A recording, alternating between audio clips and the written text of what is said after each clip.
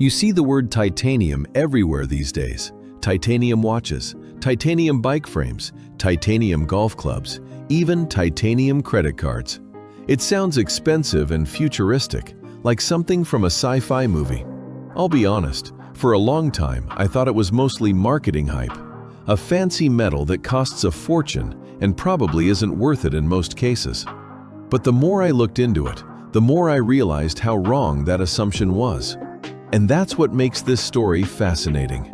After more than 70 years of trying to find cheaper replacements, titanium is still used in the most demanding places: jet engines, spacecraft, submarines, and even high-end bicycles.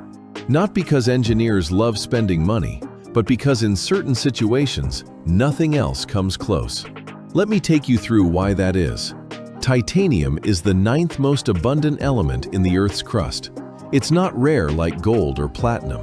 Yet turning raw titanium ore into usable metal is brutally difficult.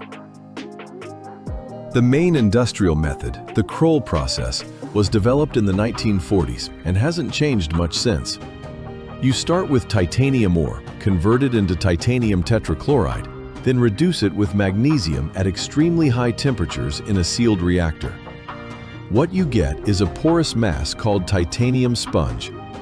That sponge then has to be melted multiple times in vacuum arc furnaces to create pure ingots. The whole thing is slow, extremely energy intensive, and expensive. That's why titanium costs 10 to 20 times more than steel or aluminum. But once you have the metal, its properties are almost unfair. It's as strong as many steels, but only about 60% of the weight. It forms a thin, stable oxide layer that makes it incredibly resistant to corrosion. It handles high temperatures better than aluminum and doesn't become brittle in extreme cold. These traits make it nearly perfect for places where failure is not an option. Take jet engines. In the hottest sections, temperatures can exceed 1,500 degrees Celsius. Most metals would melt or lose their strength. Titanium alloys can handle both the mechanical loads and the heat while staying relatively light. The big fan blades at the front of modern turbofan engines are often titanium because they need to survive bird strikes without adding too much weight. The same logic applies to airframes. Fighter jets and commercial airliners use titanium in landing gear, wing attachments, and other critical structural points where you need both strength and low weight. Even in rockets and spacecraft, titanium is chosen for pressure vessels and engine components because every kilogram saved means more payload or more fuel. But here's the part I always found funny.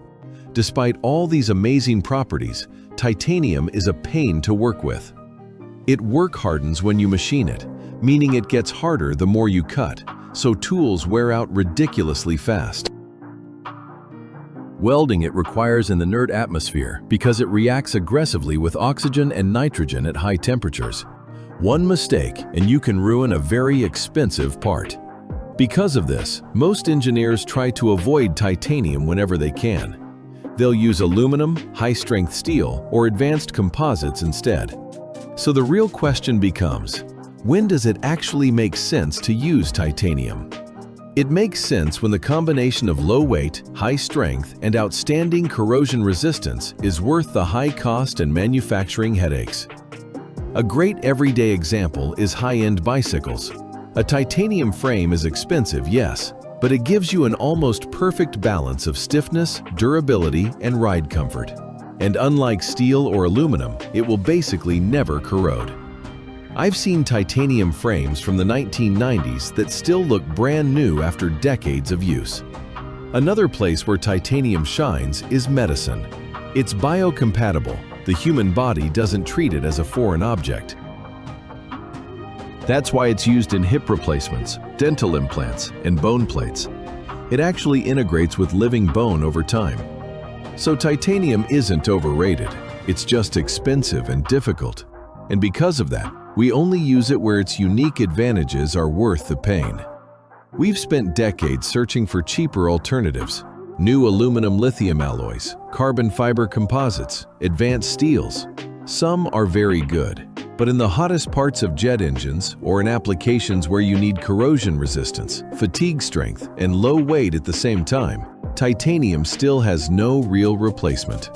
That's why, more than 70 years after the Kroll process became commercial, we're still producing and using titanium despite all its difficulties. It's not fashion, it's necessity in the places where failure is simply too expensive or too dangerous. In the next video, we'll move to something that sounds even more mysterious to most people: how uranium enrichment actually works at facilities like Natanz, and why one small mistake can destroy the entire delicate process. What do you think?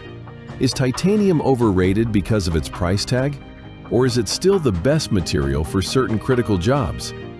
Have you ever owned anything made of titanium?